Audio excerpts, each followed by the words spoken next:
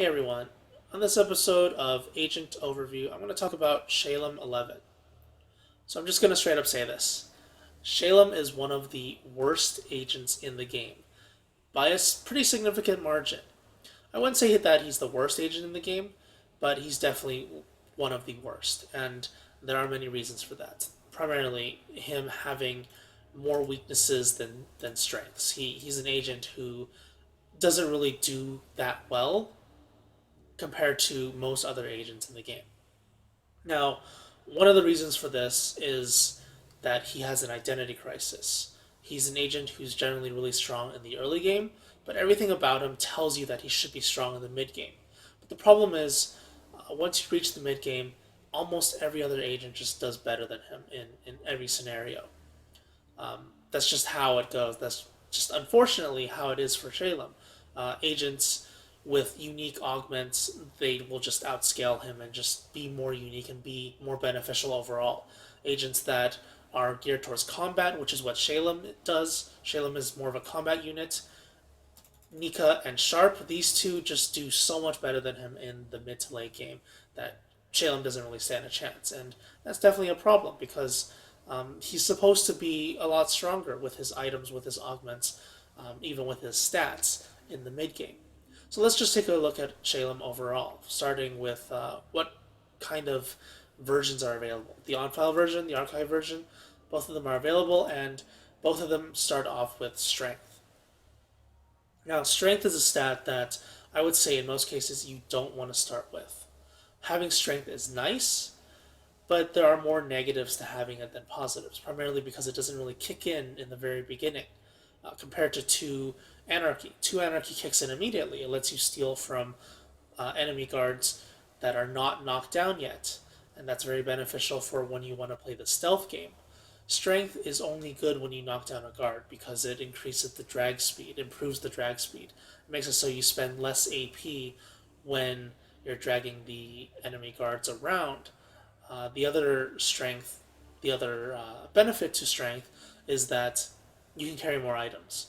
But again, this doesn't really kick in the early game. Day 1, day 2, you generally don't have that many items, so having the extra slot is nice, but you probably won't be able to use it properly.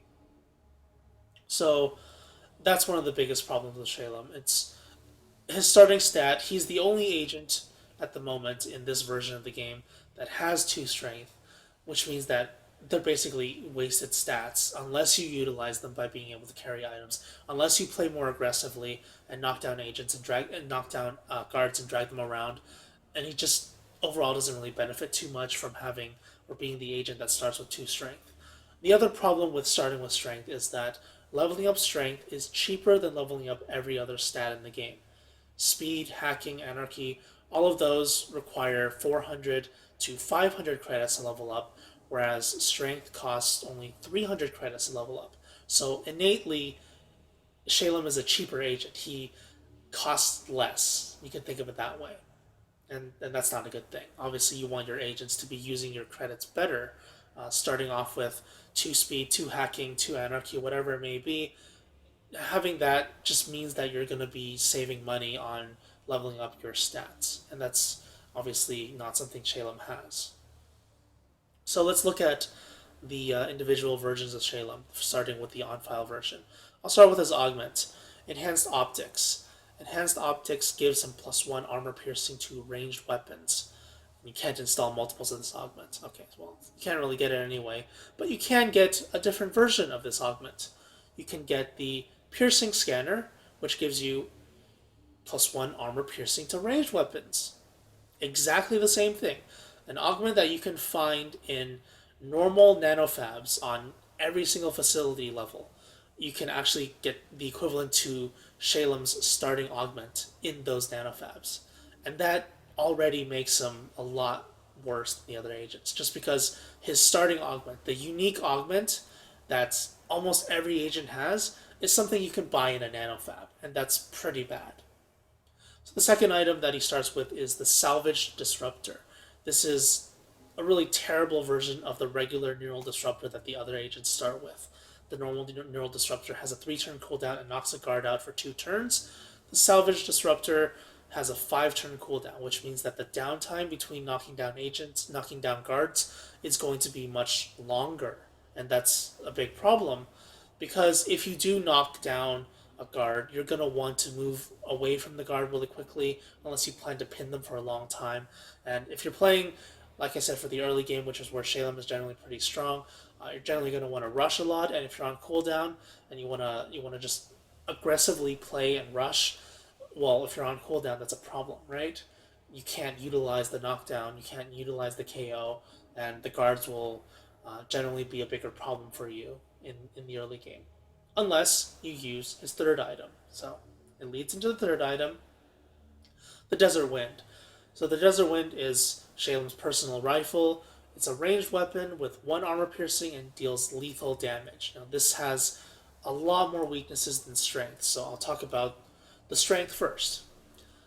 This is a pretty good weapon because it lets you tackle Sankaku facilities whenever you want to. Sankaku facilities, they have null drones, and basically what null drones are, they're camera drones that emit an aura that prevents you from hacking anything around them. And obviously that's a big problem. If they're in a room, especially if they're stationary, inside a room with, let's say, other drones or a camera in the corner, then you can't proceed unless you hack everything. But you can't hack everything. You're going to have to take the drone out by either hacking it or by killing it. In some cases, the drone will have a daemon inside of it, and that discourages you from hacking it. So killing it is generally a pretty good idea, and that's where Shalem's Desert Wind becomes very useful. From the very beginning, you can just kill these null drones and just end them, just deal with it immediately. That's generally a pretty good idea. The other reason why Shalem is good at dealing with the Sankaku facilities is because he gets 2 armor piercing to range, and this lets him take out the Akuma drones, which are pretty big problems. Akuma drones generally come with a lot of layers of firewalls, so they're really difficult to hack. They often have a daemon inside of them, and they're just really powerful. They have not the full peripheral boost, but a partial peripheral boost, so they're hard to avoid, hard to sneak around, and they'll they're basically your worst nightmare in the Sankaku facility outside of the null drones. Shalem, he has the option to kill them. He has the ability to kill them, and that's primarily his only strength. Unfortunately, that's probably his only strength. So the downsides of the Desert Wind is that it is lethal damage, and what lethal damage does is it kills the guard, and anyone who sees the dead body will be alert. Um, Normally, when you kill the guard, it advances the alarm tracker very fast, especially when you're on Endless and you're dealing with the Omni soldiers, the Omni guards. They're gonna advance the tracker by 4 points, and that's a lot. That's quite a lot to advance by just taking out 1 unit. So the game generally discourages you from killing people. Killing people is not good normally because you break out of stealth, and you advance the tracker, which makes it more difficult for you to sneak around, especially once you get to security level 5 and 6. You're not going to be able to stay undetected. Security level 5 and 6 is where they automatically detect you. In the later stages of the game, in Endless, after day 5, countermeasures is automatically applied on day 3. So if you advance the tracker to level 3 and countermeasures is automatically applied, it's going to be a problem for you. It's going to mean you can't really sneak around anymore because you got detected. So that's the problem with killing people and knocking people out in general. The other one is the cleanup cost. Cleanup cost is something that gets applied after the end of the facility once you finish it. If you kill anything, the cleanup costs will deduct a minimum of 60 credits or so for everything that you killed. And obviously, if Shalem is actively killing, he's going to be deducting your credits a lot. And the other thing is, if you're going to be killing a lot, you're going to have to be reloading his gun. It's an ammo-based gun instead of a cooldown-based gun, which means that you have to pay for those 400 credit chargebacks. So just factoring in all the money you have to spend just to upkeep this agent, making him useful, it's a lot of money. Unless you're playing the game on lower difficulties or with a higher credit multiplier. Personally, I play the game on a 0.5 times credit multiplier, which is the minimum. just because it's more fun that way. It means that you have to really plan what you have to buy very carefully and really make use of all the money extremely carefully. With Shalem, if you do utilize the items that he starts with, if you do utilize his strengths, which I wouldn't even consider them strengths to begin with, you're going to be paying a lot of money for cleanup. You're going to be paying a lot of money for ammo. That's generally not money you can spare, especially in Endless when you want to invest in really good items and when you want to invest in stats to basically scale towards the late game and actually be able to sustain yourself throughout every single day that passes by that increases in difficulty. So basically, the on-file version of Shalem, you can tackle Sankaku facilities quite well, but in general, he's a nanofab agent. And what that means is everything that you can get on this agent is at least as good in a nanofab. The items that you get from a nanofab are at least as good as the items you start with on Shalem, and that is definitely not a good thing. It means that this agent doesn't have any unique qualities to him that the other agents in the game might have.